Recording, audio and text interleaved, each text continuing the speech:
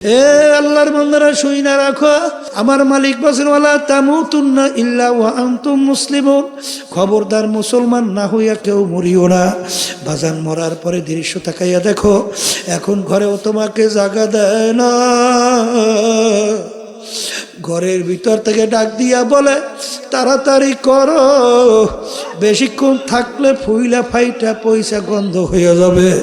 কেউ দৌড়ায় বাজারে বাজার করার জন্যে, অর্থাৎ কাপড় কেনার জন্যে, কেউ দৌড়ায় বাজারে বাঁশ কাটার জন্যে, কেউ দৌড়ায় খুন্তা কুড়াল নিয়ে কবর খোঁড়ার জন্যে, কেউ দৌড়ায় গরম পানি বড়ই পাতা দিয়া করার জন্য, কেউ খাটাই না তোমাকে উঠাইয়া জানাজা নামাজের জন্য অপেক্ষায় থাকে।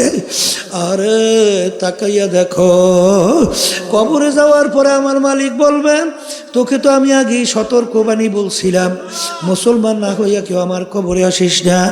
মুসলমান না হইয়া আমার কবরে আসছো, তোর কবরে জায়গা নাই। ও কবরের মাটি নাফরমানকে দুই পাশ থেকে এমন ভাবে চাপ মারো, আল্লাহ আপনি আমাকে আমাদের সবাইকে মাফ কইরা দেন। আল্লাহ রাসূল সাল্লাল্লাহু আলাইহি ওয়াসাল্লাম সাহাবায়ে কেরামদেরকে নিয়ে বসা, এই হঠাৎ এক ব্যক্তি আসছে।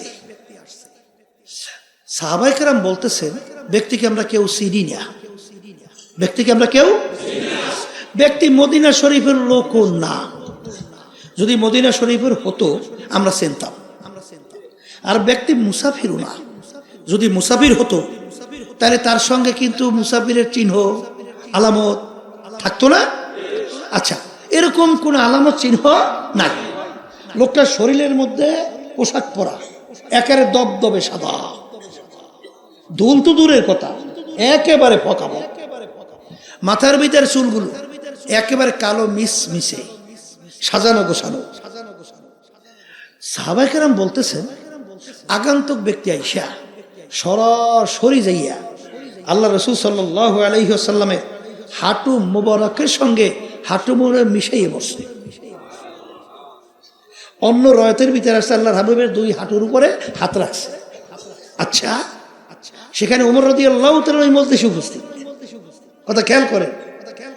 এখন সাহাবায়ে কেরাম দেখতেছেন আল্লাহ রাসূল সাল্লাল্লাহু আলাইহি ওয়াসাল্লাম যেহেতু কিছু বলেন না, তা আদব তারাও কিছু বলে না। কথা বোঝেন নাই? আগন্তুক ব্যক্তি আইসা আল্লাহ রসুলের সঙ্গে আগে পরিচয়, এরা তো বোঝাই যায়, কারণ পরিচিত ব্যক্তি ছাড়া কেউ গায়ের লগে কাউ মিশিয়ে বসতে পারে? তাহলে আগে থেকে পরিচিত। আচ্ছা দেখা যাক, আগন্তুক ব্যক্তি আইসা আল্লাহ রসুল সাল্লাল্লাহু আলাইহি ওয়াসাল্লামকে তিনটে প্রশ্ন করছে। কয়টা প্রশ্ন? মুখস্থ রাখেন কয়টা? এক নম্বর প্রশ্ন, মাল ঈমান ইয়া রাসূলুল্লাহ সাল্লাল্লাহু আলাইহি ওয়াসাল্লাম। আল্লাহ রাসূল ঈমান কাকে বলে? আল্লাহ রাসূল সাল্লাল্লাহু আলাইহি ওয়াসাল্লাম ঈমানের সংজ্ঞা দিলেন, কালিমাতে লা ইলাহা ইল্লাল্লাহ মুহাম্মাদুর রাসূলুল্লাহ, আশহাদু আল্লা ইলাহা ইল্লাল্লাহু ওয়াহদাহু লা শারীকা লাহু ওয়া আশহাদু আন্না মুহাম্মাদান আবদুহু ওয়া রাসূলুহু। এই যে ঈমান, এই যখন সংজ্ঞা দিলেন, পরিচয় দিলেন, তারিফ করলেন, তখন প্রশ্নকারী উত্তর দেয়। উত্তর শোনার পরে আল্লাহর হাবিব থেকে সাদাকাতা ইয়া রাসূলুল্লাহ সাল্লাল্লাহু আলাইহি ওয়াসাল্লাম। এখন সাহাবায়ে কেরাম বলতেছেন আমরা আরো আশ্চর্য হয়ে গেছি। প্রশ্নকারী প্রশ্ন করে কেন? না জানলে জানার জন্য। কি কথা বলেন না? প্রশ্নকারী কেন প্রশ্ন করে? কিন্তু প্রশ্নকারী প্রশ্ন কইরা উত্তর শোনার পরে সেই আবার সার্টিফিকেট দেয় উত্তর ঠিক আছে। এর একটা আশ্চর্য কথা না? যাক, আল্লাহ রাসূল যেহেতু কিছু বলেন না, আমরা কিছু বলি না, শুনতেছি। দ্বিতীয় প্রশ্ন, মাল ইসলাম ইয়া রাসূলুল্লাহ সাল্লাল্লাহু আলাইহি ওয়াসাল্লাম। আল্লাহ রাসূল সাল্লাল্লাহু আলাইহি ওয়াসাল্লাম ইসলাম কাকে বলে? তখন আল্লাহ রাসূল সাল্লাল্লাহু আলাইহি ওয়াসাল্লাম নামাজ, রোজা সহ, যাকাত, ধনী হইলে হজ জাকাত আদায়, সব বিভিন্ন আমলের কথা বলছে। কি কথা? আল্লাহ হাবিব বলে, প্রশ্নকারী বলতেছেন আল্লাহ রাসূল ঠিকই বলছেন। তিন নম্বর প্রশ্ন, মাল ইহসান ইয়া রাসূলুল্লাহ, আল্লাহ রাসূল ইহসান কাকে বলে? তখন আল্লাহ রাসূল সাল্লাল্লাহু আলাইহি ওয়াসাল্লাম উত্তর দেয়, আনতা আবুদাল্লাহ কাআন্নাকা তারাহ ফাইল্লাম তাকুন তারাহু ফাইন্নাহু ইয়ারাক। এমন ভাবে তোমরা আল্লাহর ইবাদত করো গোয়াকে মনে হয় যেন তোমরা আল্লাহকে দেখতেছো। ওই অবস্থা যদি ভিতরে তৈরি না হয়, অন্তত এতটুকু খেয়াল করো, যদিও নাকি আমার আল্লাহকে আমি দেখি নাই, কিন্তু আল্লাহ তো আমাকে দেখে। কথা এখন কলে সাদাক্তা ইয়া রাসূলুল্লাহ, আপনি সত্যই বলছে। এই কথা বইলা আগন্তুক ব্যক্তি চলে গেছে। এখন সাহাবায়ে কেরাম বলতেছেন, ব্যাপার কি, ব্যাপার কি, কে ব্যক্তি, বুঝলাম না কিছু। আল্লাহ রাসূল সাল্লাল্লাহু আলাইহি ওয়াসাল্লাম বলেন, হে আমার সাহাবারা, তোমরা ব্যক্তিকে কেউ চেনছো? বলে হুজুর চিনি নেই। তখন আল্লাহ রাসূল সাল্লাল্লাহু আলাইহি ওয়াসাল্লাম বলেন, জিবরাইলু আতাকুম লিউআল্লিমাকুম দীনাকুম। জিবরাইল আলাইহিস সালাতু ওয়াস সালাম আসছে কেন? তোমাদেরকে দ্বীন শিক্ষা দেওয়ার জন্য। তাহলে দ্বীন কি বলেন? ঈমান, ইসলাম, ইহসান। এই তিনটা জিনিস মিললে তার নাম কি? দ্বীন। তার নাম কি? এক শ্রেণী আমার বাজান আছে ইহসান মোটে স্বীকারই করতে চায়। নাউজুবিল্লাহ। হেই, হাদিসের ভিতরে আল্লাহ রাসূল সাল্লাল্লাহু আলাইহি ওয়াসাল্লাম কি বলেন? লা সালাতা ইল্লা বিহুজুরিল কলব। তোমার ওই নামাজটা হবে না যেই নামাজের ভিতরে খুশু খুজু হুজুরি কলব নাই। এটাকে ভিতরে অবস্থা না বাজি? আবার কর, হ্যাঁ? তাহলে তুমি ইহসান স্বীকার করো না? হ্যাঁ, তুমি তো সব খুয়াইছো। কারণ ইলম দুই প্রকার, ইলমে জাহির, ইলমে বাতিন। প্রকাশ্যে বিতর্কত। নামাজের ভিতর অবস্থান কয়টা? বাজি ভিতর, কথা কয় না? ইহসানের চিন্তা নাই। ওদিকে তো খুব লকব লাগাইয়া চলি, বেকায়দা বেকায়দা, কায়দা নাই। কথা ঠিক না বেটি? দিন কিন্তু পরিপূর্ণ। আমি প্রথমে সেই আয়াত শরীফ তেলাওয়াত করছি। দিনের ভিতরে বাড়তি কোনো দিক নাই। আর আল্লাহ বলছেন দিনের ভিতরে পুরো ঢোকো। আংশিক মানবা তো ওই আব্দুল্লাহ ইবনে সালাম রাদিয়াল্লাহু তাআলা। পাগলামি মনে করিয়েন না। এই জন্য আমার বাজানদেরকে বলবো, শোনেন, আল্লাহ রাসূল সাল্লাল্লাহু আলাইহি ওয়াসাল্লামের মৌলিক 4টা কাজ ছিল। জোরে বলেন কয়টা? এই বলেন, মুখুরিয়া বলেন। 1 নম্বর মুখস্থ করেন দাওয়াত, 2 নম্বরে তালিম, 3 নম্বরে তাজকিয়ান নফস, 4 নম্বরে জিহাদ। এই মৌলিক 4টা, এর নাম হলো দ্বীন। এক শ্রেণী আমার বাজানরা শুধু দাওয়াতের মধ্যে আছে, তালিমের খবর নাই। কথা কয় না? এই অনেক সর্বনের মুজাহিদ কম সংখ্যা আল্লাহর রহমতে। এই খুব নিজে দরবেশ, ওদিকে নামাজের ভিতরে সূরা সহি নাই, কেরা সহি নাই। জরুরি মাসালা জানে না, তোমার নামাজ তো হয় না বাজান। এই নামাজের ভিতরে কেরা সহি তেলাওয়াত করা ফরজ না? না ওয়াজিব? না সুন্নাত? বলেন ফরজ। অনেকে বুঝেও তো না। শোনেন, আরবি শব্দ একটু টানের ব্যতিক্রম হয়ে গেলে অর্থ পরিবর্তন হয়ে যায়, হয় না?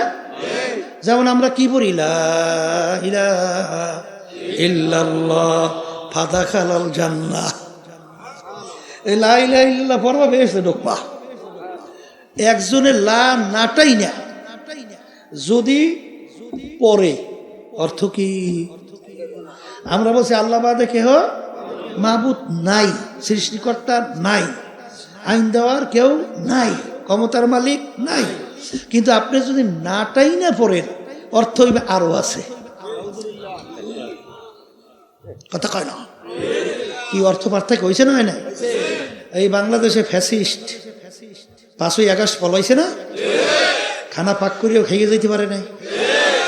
আল্লাহ দেখাইছে কুলিল্লাহুম্মা মালিকাল, এই সকালে ধনী বিকালে পাক করে খাইয়ে যাইতে পারে নাই। কি মালিকের ব্যাপার বুঝলেন তো কিছু? মালিক কেমনে দেখায়? হ্যাঁ, শোনে যেই কথা বলতে চাইছিলাম, এই যে ফ্যাসিস্ট 5 তারিখ পালাইলো, কোন কথার বলছেন নিয়ে এলাম? হ্যাঁ, ওইলা ও তাদের দলীয় এক নেতা বলতেছে, আমার বাপ মায়ের জানাজা নামাজ হুজুরকে পড়ার দরকার নাই, ও আমিই পারবো, আমরাই মানে হুজুরকে দেখতেই পারে না। এখন একটা কত লাগবে, এখন হ্যাঁ বাপ মায়ের জানাজা হুজুরকে লাগবে না, হেই পারবে। তাই পারবা ঠিক। ওই এক মন্ত্রী শেখ মুজিবুর রহমানের জন্য দোয়া করছিল না, মনে আছে? আল্লাহ আমার নেতা শেখ মুজিবুরকে জাহান্নামের মধ্যে একটা উঁচু স্থান দান কইরে। কি বলছে? তাই কপাল পরা, তুই যদি দোয়া করো তো আগেই তুই পাঠাবি জাহান্নামে। কথা ভুল না ঠিক? হুজুরকে লাগে না, তাহলে জাহান্নামে পাঠাইতেও সময় লাগে না। কথা বলছে এই এক শ্রেণী। তাইলে টানের ভিতরে অর্থ কি হয় কর না? এখন নামাজের ভিতরে সহিভাবে তেলাওয়াত করা কি বলেন? ফরজ। বলেন ফরজ, বলেন ফরজ। তোমার যদি সহিভাবে, এই এক শ্রেণী আমার বাজান আছে বুড়ো হয়ে গেছে, এখন বলে হুজুর এই বয়সে আলেম কেমন, কোরআন সহি কর্ম কেমনি? এ কোরআন কারিমে ছোট ছোট সূরা নাই? হ্যাঁ, কুল হু আল্লাহ আছে, ফালাক, নাস, ওয়াল আসরি, ইন্না আতাইনা আছে, সূরা ফাতিহা। এই মোটামুটি ফাতিহা সহ 4টে সূরা যদি আপনি সহি করতে পারেন, যতদিন বাঁচবে না যতদিন ঘুরেই ঘুরেই নামাজ পড়বেন, আল্লাহ নামাজ সহি। এতটুকু পারবেন না, বেহেশতে যাইবেন। হ্যাঁ, আল্লাহ রাব্বুল আলামিন অপেক্ষা করতে আছে তোমার জন্য। তুমি আসো, সাজাইয়ে ভরাই তোমার বেহেশতে দেবে। কেনুর চোটে তারা ব্যাখ্যা করিয়ে ফেলাইবে। কথা ঠিক কিনা? এই জন্য আল্লাহ রাসূল সাল্লাল্লাহু আলাইহি ওয়াসাল্লাম বলছেন, তলাবুল ইলমে ফারিজাতুন আলা কুল্লি মুসলিম। প্রত্যেকটা মুসলমান মহিলা পুরুষ ইলমে দ্বীন শিক্ষা করা ফরজ। এটা কিন্তু আমার দাওরা হাদিস কামেল পাস এইটা কিন্তু না, আমল করার জন্য যে ইলমগুলো দরকার এগুলো শিক্ষা করার জন্যই তো আল্লাহর কুতুবেরা এই যে সরমনে তরিকা শোনেন, 5 ঔষধ সাপ্তাহিক তালিম আছে না, হালকা জায়গায় শোনেন না? কামটা করে কি? কাজটা তো এইটাই করে, তোমার সূরা সহি করে, তোমার জরুরি মাসালাগুলো শিক্ষা দেয়, কাম তো এইটাই করে। কথা ঠিক না ঠিক? এবার আব্বাজান রহমাতুল্লাহি আলাইহি বয়স্কদের জন্য যারা সময় দিতে পারে না, একটা বয়স্ক কোরআনুল কারীমের প্রতিষ্ঠিত করে গেছে। যদি 15 দিন আপনি 1 ঘন্টার জন্য সময় দেন, কয় ঘন্টা? এরকম 15 দিন যদি 1 ঘন্টা সময় দেন, আল্লাহর রহমতে আপনি একজন আলেম হইতে পারবেন। তাইলে কি তালিম লাগবে? আসতে কন লাগবে, লাগবে। এই জন্য আমার আব্বাজান রহমাতুল্লাহ আলাইহি বলতেন, দাদাজান এই কথা উদ্ধৃতি দিয়া, এই চরমনায়ের কোনো মুজাহিদ মূর্খ থাকতে পারবে না, প্রত্যেকটা চরমনায় মুজাহিদ আলেম হওয়া লাগবে। কথা ঠিক? আর এই কথা যারা মানছে আল্লাহ বরকত দিয়েছে। আমাদের চরমনায় এক শিক্ষক ছিল, আমারও স্যার, ওই যুগে বিএসসি ফার্স্ট ক্লাস পাইছিল। কথা বলছে, ওই সময় বিএসসি ফার্স্ট ক্লাস পাওয়া তো সহজ না, তাই বিএসসি ফার্স্ট ক্লাস পাইছে, এখন বড় অফিসার হয়ে যাবে, কেন ওই ফার্স্ট ক্লাস ওই সময় বিরল না। কিন্তু সে বিভিন্ন দিক থেকে চিন্তা ভাবনা করিয়া চরমনাই মাদ্রাসায় শিক্ষক হিসেবে ঢুকছে, অঙ্ক টিচার। আমরা তার কাছে পড়ছি, কিন্তু তার উপাধি লাগাইছে লোকজনে বিএসসি মুফতি। বিএসসি মুফতি বোঝেন নাই? বুঝি বিএসসি মুফতি বোঝেন? অর্থাৎ তার এত মাসালা জানা ছিল, জিজ্ঞেস করলে top top top top top top top করে উত্তর দিতেই থাকে। কি মনে করেন আপনি? চেষ্টা করবেন না, পেট ডলতে ডলতে বেশ যাইবেন। এই শিখাইছে কে? এত সহজ? হ্যাঁ, তাহলে তালিম জোরে কন, তাজকিয়া নফস তাজকিয়া নফস বোঝেন? আত্মশুদ্ধি, বলেন বলেন। ওয়ায়ুযাক্কিহিম ওয়ায়ুআল্লিমুহুমুল কিতাবা ওয়াল হিকমাহ। আল্লাহ রাসূল সাল্লাল্লাহু আলাইহি ওয়াসাল্লামকে আল্লাহ পাঠাইছেন কারণের ভিতরে একটা কারণ হলো তার উম্মতের আত্মশুদ্ধি করাইবে। এই আত্মশুদ্ধি উল্লেখযোগ্য 10টা রোগ অন্তর থেকে দূর করা লাগবে। তার ভিতরে তাকাব্বুরি বড় রোগ, আমি বড় আমি ভালো, এটা দূর করা লাগবে। আর একটা হিংসা, বড় উন্নতি সহ্য করতে পারবে না, অন্তরের রোগ দূর করা লাগবে। হব্বে মাল, মালের মহাব্বত, সম্মানের মহাব্বত, পদের মহাব্বত। আল্লাহ রসুল বলেন হুব্বু দুনিয়ার রাসুকুল্লি খতিয়াতিন, সমস্ত গুনার মূল হলো এই দুনিয়ার মহাব্বত। এই রোগগুলা অন্তর থেকে কি করা লাগবে? আর একটা বলছি জিহাদ, বলেন 4 নম্বরে কি? এক শ্রেণী আমার বাজানরা এরা মনে করে জিহাদ অর্থই হলো তরবারে নিয়ে কোপাকুপি করা, মারামারি কাটাকাটি, এইটাই মনে হয় জিহাদ। না, ওইটাও জিহাদ ঠিক আছে যখন অন্যায়ের বিরুদ্ধে, ইসলামের পক্ষে যখন যুদ্ধ করা লাগবে ওইটাও কিন্তু ঠিক। কিন্তু বাজান আল্লাহ রাসূল সাল্লাল্লাহু আলাইহি ওয়াসাল্লাম বলেন মান রাআ মিনকুম মুনকারান ফালিয়ুগাইয়িরু বিয়াদিহি ফাইন লাম ইয়াস্তাতি' ফাবিলিসানিহি ফাইন লাম ইয়াস্তাতি' ফাবিকলবিহি ওয়া যালিকা আযআফুল ঈমান। আল্লাহ রাসূল সাল্লাল্লাহু আলাইহি ওয়াসাল্লাম বলেন অন্যায়ের প্রতিবাদে তোমার যদি শক্তি থাকে অন্যায়কে হাত দিয়া ফিরাইয়া দাও। অন্যায়কে কি দিয়ে ফিরাও? মুখ খুলে বলেন।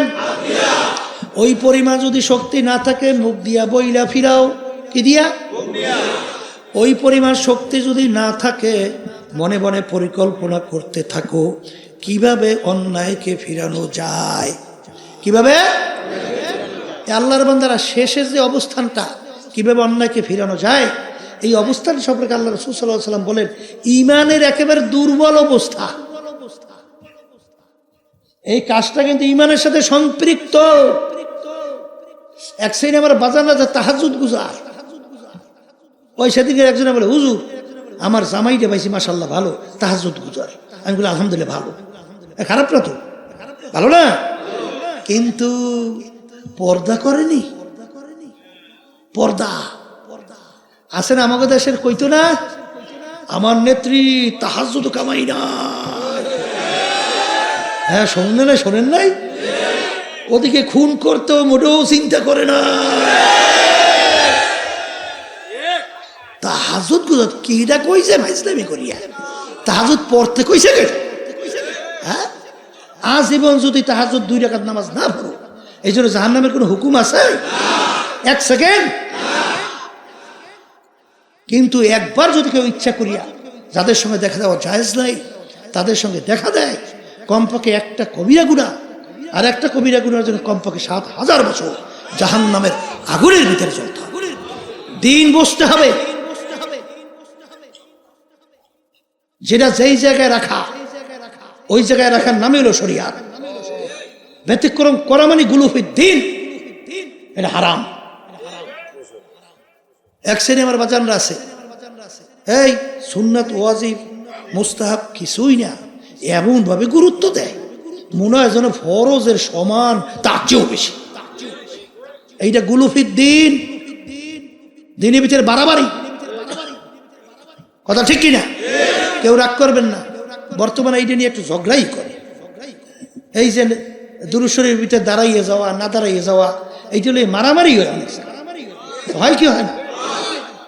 আল্লাহ মাফ করুক।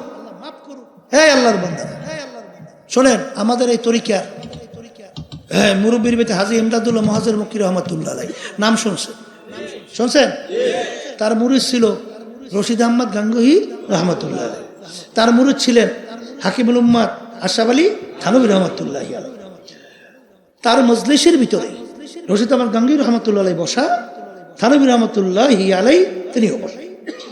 কিন্তু হাজী সাহেব হুজুর রহমাতুল্লাহ আলাইহি তিনি যখন এই দুরূদ শরীফ তেলাওয়াত হইতো ওই যে তখন তিনি দাঁড়াইতেন, কিন্তু ওই হাজী ইমদাদুল মুহাজ্জির রহমাতুল্লাহ আলাইহি মজলিসের মধ্যে কেরা বসা?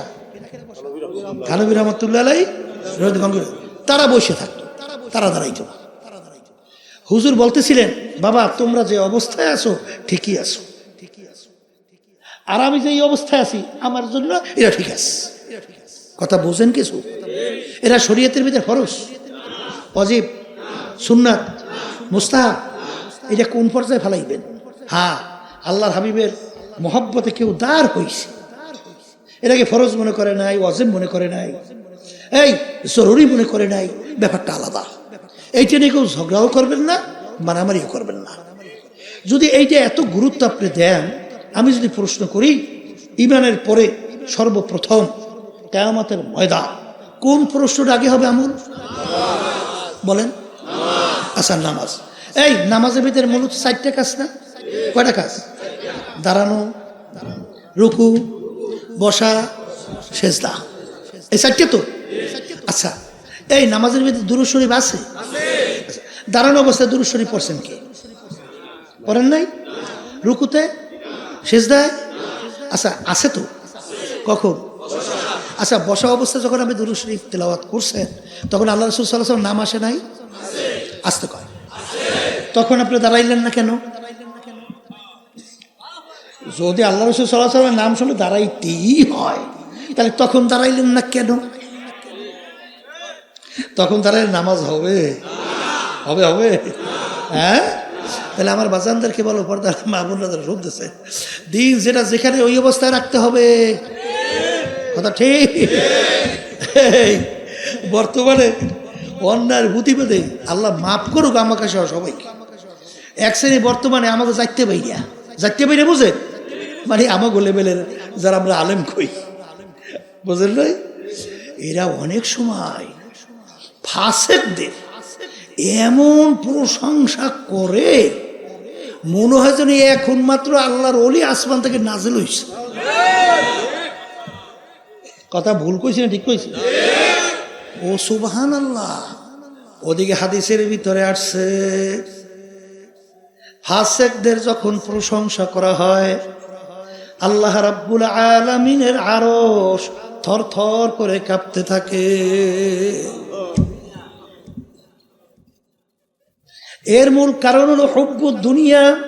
বলে রাসু কুল্লি খতিয়াতিন, সমস্ত গুনার মূলই হলো এই দুনিয়ার মোহ।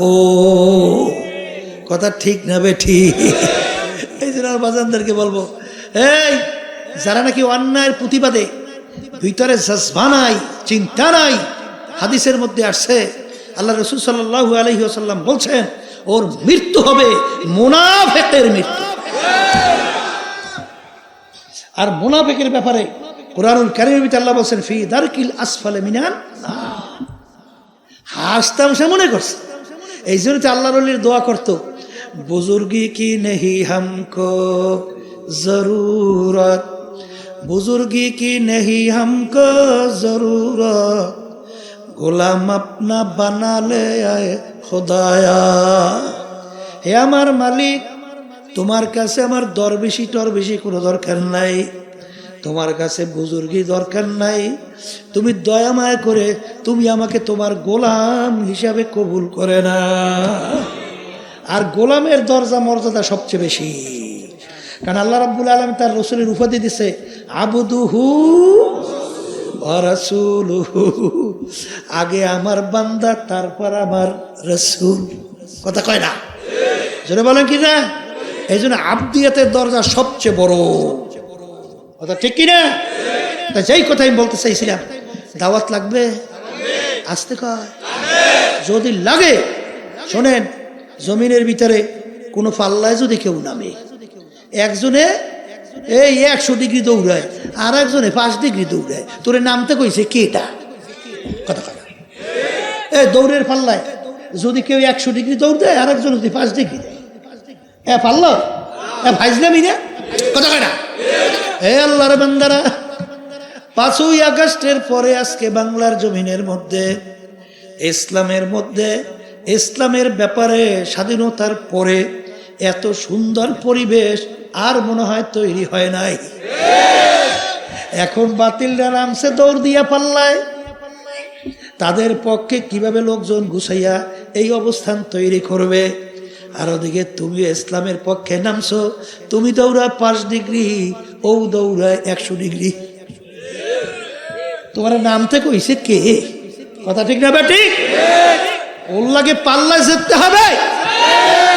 এই জন্য আল্লাহ বলেন ওয়াজাহিদু ফিল্লাহি হাক্কা জিহাদি, জিহাদ করো, করার মতো করো। করি তো করি না, ধরি তো ধরি না, হইছে তো হই না, এ আল্লাহ কয় নাই। করার মতো করতে বলছে। খালি ফেয়ার ডলব আর তৈলমাই যে খালি ঘুমাবা নাকটাই না, আর খালি আমার বিরাট বিরাট সম্মান দেন। কে এত আল্লাহকে ঠেকছে নাকি তোমার আমার কাছে? কি কিছু ঠেকছে? যে ইবাদতের ভিতরে কষ্ট যত বেশি, তার সব তত বেশি। কথা ঠিক কিনা? এই আয়াত নাযিল হইছে, আল্লাহ রাব্বুল আলামিন আয়াত নাযিল করছেন যে যারা খালেস তওবা করবে, ঈমান আনবে, পিছনে সব গুনাহ নেকের দ্বারা পরিবর্তন করে দেব। পিছনে সব গুনাহ কি? নেক। এই আয়াত নাযিল হওয়ার পরে আবু বকর সিদ্দিক রাদিয়াল্লাহু তাআলা চিন্তা করলেন, খাইছে রে খাইছে, তাহলে আমার তো নেকি ওমরের নেকি আমার সে বাড়িয়ে গেছে, তাহলে ওমরের নেকি আমার সে বাড়িয়ে গেছে। বলে কেমন? বলে ওমর যখন ওই কাফেরের অন্তর্ভুক্ত ছিল, তখন ও যে দুষ্টামি করছে, অত দুষ্টামি আমি করতে পারিনি। কথা হয় না? তাহলে এখন যখন গুণে নেকের দ্বারা পরিবর্তন, তাহলে তো নেক বাড়িয়ে গেছে। এখন যাইয়া বলতেছেন, ভাই ওমর, তোমার তো সুসংবাদ, তোমার তো মনে কাজ হয়ে গেছে, তোমার তো গুণের সব নেকের দ্বারা পরিবর্তন, এখন আমার তো মনে নেক বেরিয়ে গেছে। এখন ওমর রাদিয়াল্লাহু তাআলা বলতেছেন, ভাই আবু বকর, মাশাআল্লাহ খুশি হয়েছি, তাহলে একটা কাজ করে আমার জীবনের সব নেকি আপনি নিয়ে যান, আর আপনার এক রাত্রের নেকি আমাকে দিয়ে দেন। কি বলছে? জীবনের সব নেকি নেন, কয় রাত্রের নেকি চাইছে। আবু বকর সিদ্দিক রাদিয়াল্লাহু তাআলা চিন্তা করেন, ব্যাপার কি? জীবনের সব নেকি দিতে চায় আর এক রাতের নেকি নিতে চায়, তাইলে আমার একটু চিন্তা করা দরকার। এখন আবু বকর সিদ্দিক রাদিয়াল্লাহু তাআলা চলে গেছেন আল্লাহ রাসূল সাল্লাল্লাহু আলাইহি ওয়াসাল্লামের কাছে, বলেন, হে আল্লাহ রাসূল, এইরকম তো ওমরের সাথে কথা হইছে, এখন ওমর তো আমার এক রাতের নেকি চায়। কোন রাত্রির নেকি? বলে, ওই যে আপনার সঙ্গে হিজরতে গেলাম, গুহার ভিতরে রাত্রি যাপন করছি না, ওই রাত্রের নেকি চায়। আল্লাহ রাসূল সাল্লাল্লাহু আলাইহি ওয়াসাল্লাম মিসকি হাস দিয়ে বলতেছে, আপনিও আমার শ্বশুর, ওমরও আমার শ্বশুর, কারে ঠকাই কারে যেতে। তবে একটা কথা, ওই রাত্রে নেকির পরিমাণটা একটু বলে দিতে পারি। বলে, আল্লাহ রাসূল সাল্লাল্লাহু আলাইহি ওয়াসাল্লাম বলেন, তাই নেকির পরিমাণটা কি? বলে, ওই রাত্রের নেকি দুনিয়ার ভিতরে যত মানুষ আইছে নেক করছে সব এক পাল্লা যদি রাখে, আর ওই এক রাত্রের নেকি যদি একটা পাল্লা রাখে, ওই রাত্রের নেকি ওই পাল্লা ওজনে ডাইবে যাবে। এখন আপনি পরিবর্তন করবেন কিনা আপনি জানেন। কি বুঝছেন? বুঝছেন কি? হ্যাঁ, কষ্ট করবেন না, আর হুদে আপনি বরকত পাইবেন, রহমত পাইবেন, নেক পাইবেন। এখন থেকে নিয়াত করতে হবে যে জমিনের ভিতরে পাল্লা ইসলামী নীতি আদর্শ, প্রত্যেক আমার ভাইদের ভিতরে, মা বোনদের মধ্যে এমন ভাবে আমি কাজ করব, অন্য কেউ যেন সুযোগ না পায়। এই বেটারা লই তো মোহাম্মদ মরদেশ আবার ভাই, তোমার কি ওয়া শুনো না, বই বই খালি করে কোনটা? তাদের আদলে বইতে হবে। ঠিক আছে, তাই যেই কথা বলতে চাইছিলাম, তাহলে কথা বেশি লম্বা না। কি বলছেন? এই অন্যায়ের বিরুদ্ধে প্রতিবাদ লাগবে না, বই বই খালি ফ্যাট ডলবে? এক শ্রেণী বর্তমানে বাইরেছে, ও দাওয়াতের মাধ্যমে সব সোজা হয়ে যাবে না। ওরে কপাল রে কপাল, তাই তুমি আল্লাহ রসুলের সে বড় দাওয়াতগির হইছ? আল্লাহ রসুল সাল্লাল্লাহু আলাইহি সাল্লামের সে বড় দাওয়াতগির কেউ আছে? আসবে? তা আল্লাহ রসুল সাল্লাল্লাহু আলাইহি সাল্লাম সব দাওয়াতে সব আইছে। আবু জাহিল আইছে, উতবা সাহেব, আবু লাহাব আইছে, কথা কয় না? তুমি বড় দাওয়াতগির হয়ে গেছে। তাহলে আল্লাহ রসুল সাল্লাল্লাহু আলাইহি সাল্লাম দান শহীদ করতে মাঠে নামছে কা? হ্যাঁ, হেলমেট মাথায় বাইকে ঢুকছে কেন? জুতো মারো রক্ত আটকে গেল কেন? দরবেশ হইছো। এই দরবেশের মালিকের দরবে কোনো কাজ নাই। আচ্ছা বাজান, কেউ রাগ করিলেন না। আপনার আমার নামাজ দিয়ে আল্লাহ কি করবে? তোমার আমার নামাজের আল্লাহর খুব প্রয়োজন? একটু মুখ খুললে ভালো করে বুঝো, একটু বুঝ যখন কোনো প্রয়োজন? তোমার আমার রোজা আল্লাহর কাছে খুব দরকার। হ্যাঁ, আল্লাহ কি কইছে? আল্লাহুস সামাদ, আল্লাহুস সামাদ। আমার মালা বে নিয়াজ, বে পরওয়া।